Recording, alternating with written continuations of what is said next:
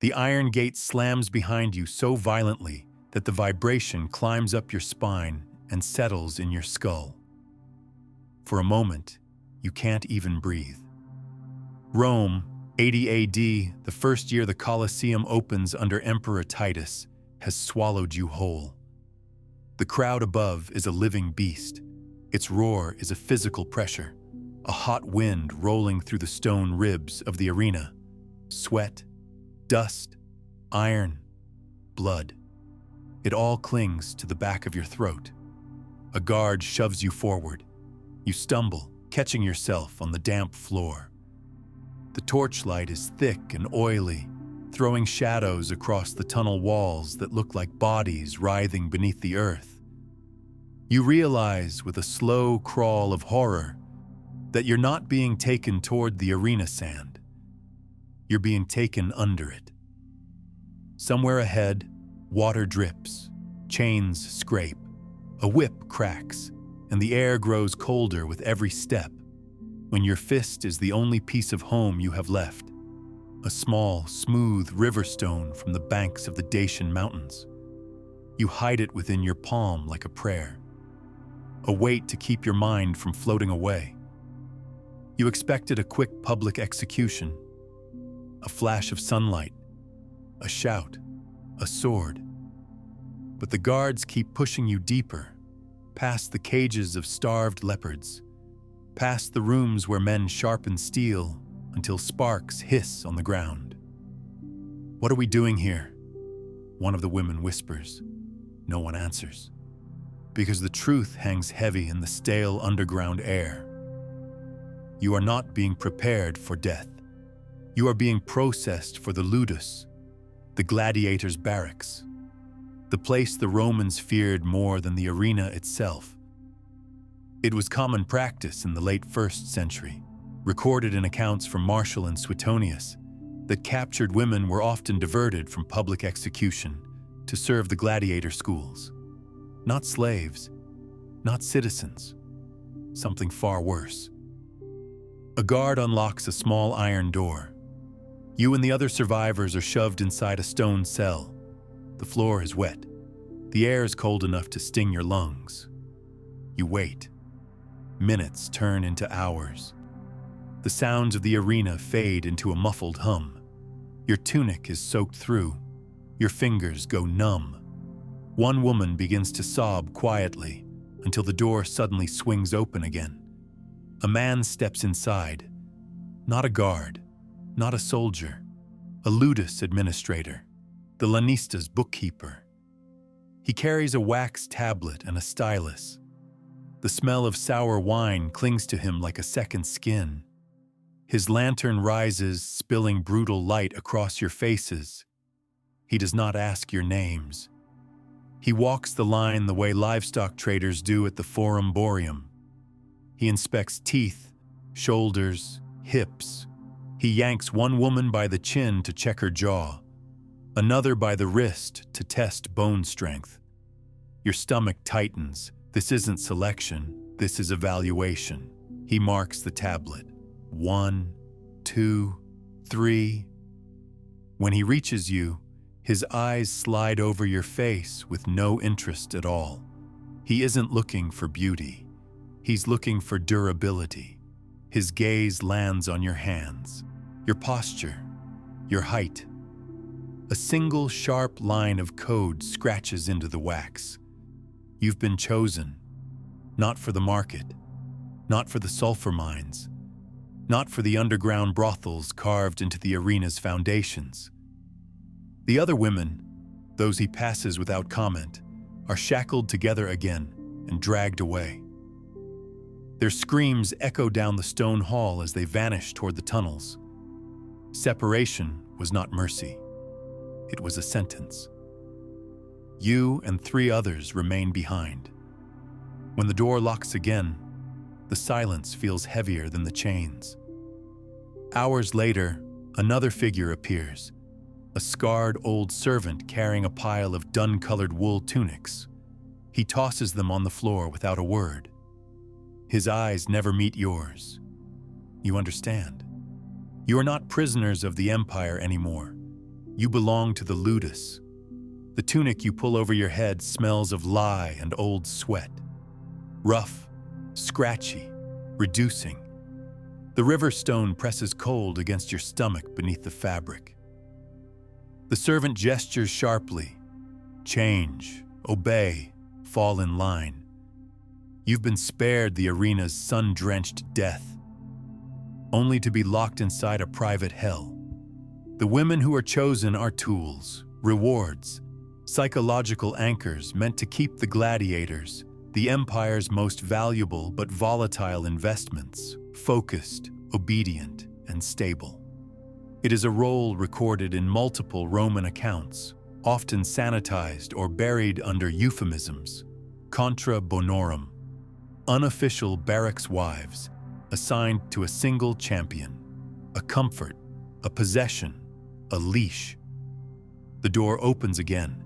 This time, you are summoned into the Lanista's private office. Cedar, oil, parchment, order. He never raises his voice. He doesn't need to. Servants are cheap, he says, not looking up from his ledger. You are investments. Your stomach turns. He gestures toward you with the stylus. You, the Dacian. You've been claimed. Claimed. By whom? He answers before you can breathe. Windex, the Gaul, our champion. The room feels smaller. The air thinner. A man worth more than a senator's estate. A man whose rage on the sand makes Rome scream with delight. A man who has asked for you. You lift your chin, meeting the Lanista's eyes. I serve no one. He doesn't flinch. He doesn't frown. He simply writes something on the tablet. Not a punishment. A correction. You will belong, he says softly, or you will be erased. The guards don't strike you. They don't drag you by the hair. The Romans had mastered a far more efficient cruelty. They move you. Not to the champion's wing, where warm meals, clean straw, and guarded protection wait for the other chosen women, but to a narrow stone niche carved directly beside the main gate of the ludus. The gatekeeper's box. A place every fighter, every guard, every visitor passes at least twice a day. A place designed for exposure, deprivation, humiliation, and breaking. It is not technically a cell. It is a shelf for a human being. They shove you inside and close the iron grate. The clang echoes up the walls like a thrown spear.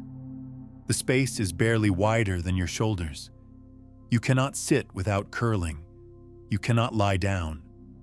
The stone wall behind you is damp, seeping winter cold into your spine.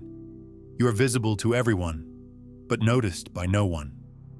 A guard sets a clay cup of water on the floor, a half-stale crust of bread. No words, no instructions. The message is clear: obey or disappear. From dawn until dusk, the routine becomes a torture of repetition. The iron gate opens, the iron gate closes, boots, sandals, sweat, blood. Gladiators pour in after training, breathing hard, armor clanking, their bodies streaked with dust and crimson. They don't look at you. You are beneath their notice. A potential privilege, a potential punishment, a resource being tempered. The Lanista isn't punishing your defiance. He is refining it. Hours pass, days blur. The cold settles deep into your bones until your legs shake uncontrollably. Your breath leaves faint clouds in the air each night. The bread rations grow smaller. The water comes less often. Sleep becomes impossible. You grip your river stone in your palm until the edges press into your skin. A promise, a memory, a refusal to become what they want. Around you, life in the ludus continues. The pila thud, wooden posts hammered by training swords. Leather straps crack across the backs of slow fighters. The grindstone shrieks as blades sharpen to lethal shine. Trainers shout commands in Latin, Greek, Thracian, Gaulish. And through it all, you remain. A a breathing statue in the center of a world built on violence. The Lannista's strategy is simple. Show you the comfort you rejected. Make you crave it. Make you plead for the status of a champion's companion. But he does not understand you. He does not understand Dacians. The hunger becomes a ritual. The silence becomes a vow. The cold becomes a form of prayer. Your homeland carved resilience into stone. Rome simply placed you back into it. On the third night, your vision blurs so heavily that torchlight turns into smears. Your legs collapse beneath you, and you slide down the wall into a half-sitting curl. When the gate creaks again, you expect a guard. Instead, a shadow stops in front of your cell. Broad shoulders, a scar down the ribcage, dark hair braided back in the Gallic style, firelight gleaming on muscle and grime. Windex, the champion. He wipes sweat from his forehead with the back of his wrist, not breaking eye contact. You meet his gaze through the bars. There's no hunger there, no cruelty, only a slow, heavy calculation. He says nothing the first night. He only stands there, staring, observing, a predator assessing another predator. The guards keep their distance. No one dares interfere with the champion's curiosity. On the fourth night, he returns, and the fifth, and the sixth. Each time he stands a little closer. Each time he watches you a little longer. Some gladiators were brutes, drunk on blood and superstition. Others were businessmen of death, studying everything like a battlefield. Windex is the latter. He notices the way you hide your shaking hands. He notices the stone pressed to your chest. He notices that you do not plead. He notices everything. One evening, he finally speaks to the gatekeeper, a short, clipped sentence in rough Latin, a command. The guard hesitates, then obeys. The key grinds, the lock clicks, the door swings open. Your pulse spikes, but you keep your face still. You straighten, refusing to bow, even as dizziness sways your vision. He doesn't touch you, he simply jerks his head. A command. Walk. You step out into the cold passageway on trembling legs. The stone scrapes your bare feet as he leads you past the training courtyard, past the armory where sparks fly from the smith's hammer, past the row of champion quarters where the other women now live in warm, perfumed rooms. He takes you deeper, down a narrow staircase carved into bedrock, down where no torchlight reaches without effort, down into the foundations of the ludus. The air grows damp, earth replaces stone. The smell of old wine, mold, and something ancient fills the dark. He pushes open a wooden door, a storage cellar. No guards, no chains, no witnesses. Your heartbeat thunders. The river stone digs into your palm. This is where he finishes it. This is where he claims what Rome said was his. But he walks past you. He crosses the cellar in 3 strides and stops at a rough patch of wall where the bricks do not match the others. Then, with a grunt, he grips a wide stone slab embedded in the wall. He lifts it free. Behind it is a hollow, a secret, a shrine. Inside the cavity are dozens of small objects, each one tucked carefully into dried moss. A carved wooden boar, a loop of horsehair, a silver disc etched with a crescent moon, a piece of sea glass worn smooth by time. He picks up the wooden boar, then looks at you. He cannot speak your language, but he doesn't need to. His eyes say everything. This is where we hide the pieces of ourselves Rome tried to erase. Your breath catches. Your fingers curl around your riverstone, the last piece of home you possess. Slowly, you step forward. You place your stone between the Thracian disc and the Gallic boar. a name placed among names, a life preserved in the dark. Windex slides the slab back into place. The wall becomes seamless, unremarkable, safe. You have been trapped to be forgotten. But here, in the deepest dark, you have finally been seen. The wall seals with a dull, final thud. The chamber falls into stillness again. One lamp guttering, a faint drip somewhere beyond the darkness, and the sound of your own breathing, rough and uneven after days of fasting and cold. Windex steps back, his broad frame half in shadow. He studies you with an expression you cannot fully read, somewhere between recognition, warning, and something softer, something dangerous. Not dangerous to you, dangerous to him. In the Roman world of 80 AD, a gladiator was a commodity. A champion was an asset with no right to loyalty, identity, or rebellion.